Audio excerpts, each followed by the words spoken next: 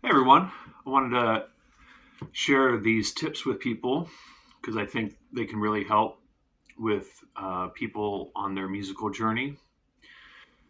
And these tips apply to anyone that is learning an instrument. So these tips can apply to someone who plays the piano or saxophone or the guitar.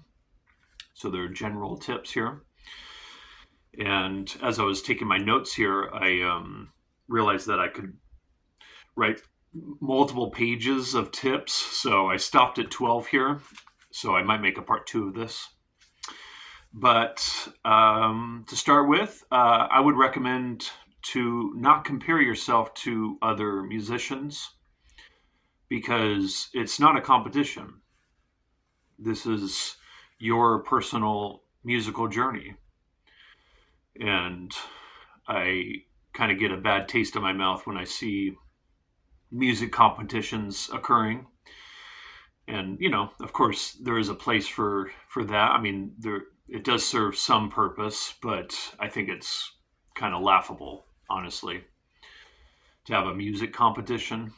I mean, I like what Steve Vai said in an interview. He said, "What are you competing for? Who sells the most records?" Well, guess what? Madonna has you beat. It's like, what are you competing for? No one is the best musician on the planet or the best classical guitar player or the best. That doesn't exist. So there's no competition. So when Steve I said that about Madonna, that was several years ago. I think maybe even 20 or more years ago. So that's probably changed now as far as her having the most uh, highest selling records. But I think the point remains. Anyways, um, try to practice at the same time every day. That way it becomes a habit and it's not something that you have to kind of psych yourself up to do or have to motivate yourself to do. It just becomes your daily habit. Um, and yeah, that's kind of a big one. Just try to have it at the same time every day. And then, if you can have it at different times throughout the day, where you have a morning session, afternoon, and evening session, that's great. Um,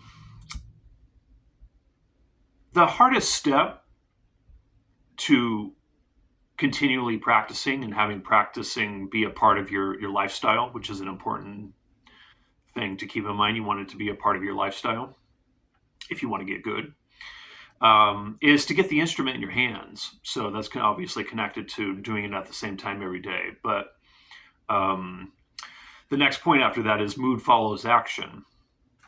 Pretty basic principle, right?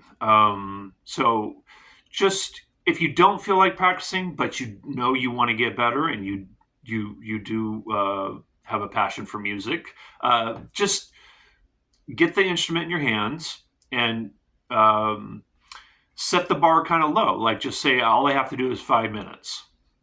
And very often, what will happen is once you get the instrument in your hands, and you don't have this high expectation as far as, oh, I got to put 2 hours in and I have to practice this and this and this, and you start feeling overwhelmed and all that. Just keep it at, okay, all I have to do is put 5 minutes in. I just have to get the instrument in my hands, get the process going. And very often what happens is your mood will change and you'll start feeling inspired to work on music and practice and get into it. So those three I think kind of go together. I mean, I guess all these tips go together, but those three in particular, getting the instrument in your hands, just have the expectation at around 5 minutes, and realize that your mood will change because of the action that you just took.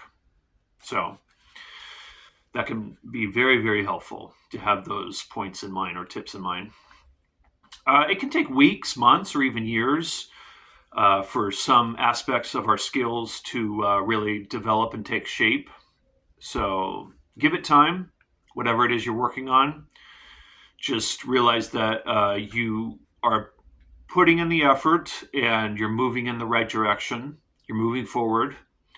However long it takes to accomplish a certain goal that you have or acquire a certain skill, that's kind of not the point. The point is that you're improving and then you're working towards improving. So don't worry how long it takes to get it together.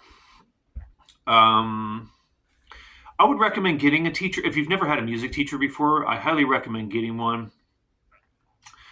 A music teacher can, which is different than learning from an online, like if you're just learning from YouTube, for instance, as opposed to having a personal one-on-one instructor. A personal one-on-one instructor can listen to you play and then evaluate what they're hearing and give you direct feedback based on what they're hearing. And that's a huge one. That's massive. It's kind of priceless, actually. And they also can watch you play and see how your technique is working, and all the different moving parts, and give you direct feedback from there. So those two are huge in terms of taking private lessons, is having someone that has great ears listen to you play and watch you play. And then, of course, with the question and answer aspect of private lessons, you get direct, personalized answers to your questions. And there are so many subtleties and details that come up in music lessons that you probably aren't even aware of. So that it's huge. Just I would highly recommend getting a music teacher if you've never had one before. And then if you are interested in guitar lessons, I teach guitar, so and have for 22 years. So feel free to reach out to me if you'd like to take some lessons with me. Have a few different areas that you're working on. Don't just have one thing or two things that you're working on. It can be helpful to have a few different things that you're working on for a variety of reasons. One of the reasons is maybe you don't feel like practicing, let's just say you're not in the mood to practice scales, but you are in the mood to work on some aspect of improvising, say your rhythmic improvising. Then that'll get you to practice. Whereas if all you had in your mind that you're going to practice the scales and you don't feel like practicing scales, then that might make it harder. So, but if you have, scales and rhythmic improvisation and tunes and, a variety of areas of music that you're working on regularly, it'll help you to want to practice very often. Because maybe you don't feel like doing the first three items, but maybe you're interested in doing the fourth one. Or maybe only 2 out of the 4 you're interested in practicing at that moment, and the other 2 can wait till tomorrow or something like that. You know what I mean? So that can be really helpful. Plus, there's so many things in music to practice, right? So not that you can possibly practice all things all the time and on a regular basis, but it's nice to cover a lot of different areas, right? Try to have the beginner mindset. No matter how good you get, no matter how advanced you get, try to always have the beginner mindset, because that is where you learn the most. The great saxophonist Michael Brecker, according to his wife, had beginner saxophone books on his music stand.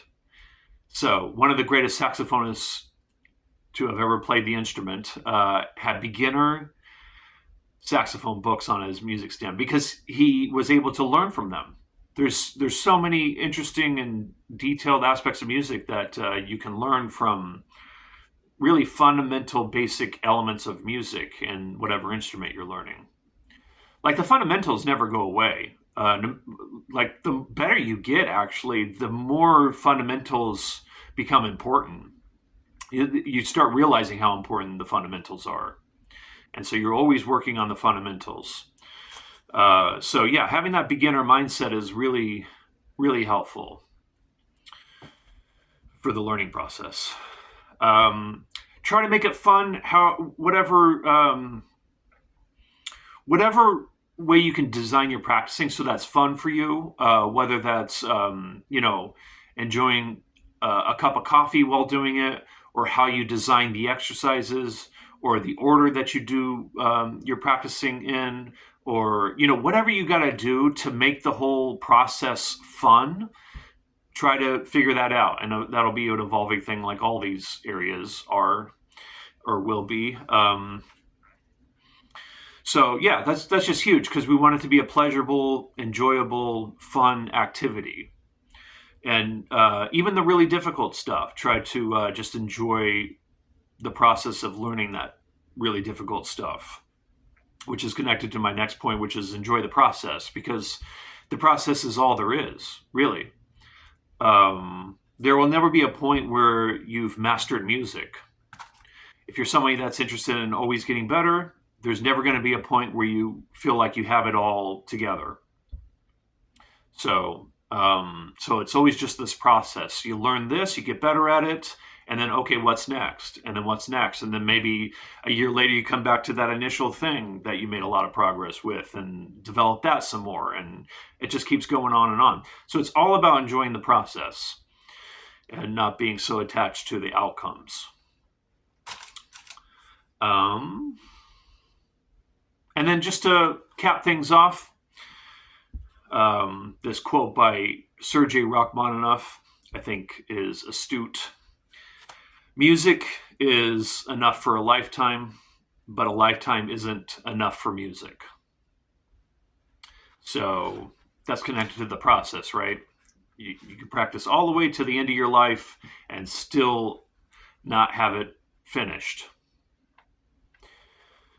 Slightly painful realization, but also an encouraging one because it means that music will last you your whole life in terms of getting better and improving. So, yeah.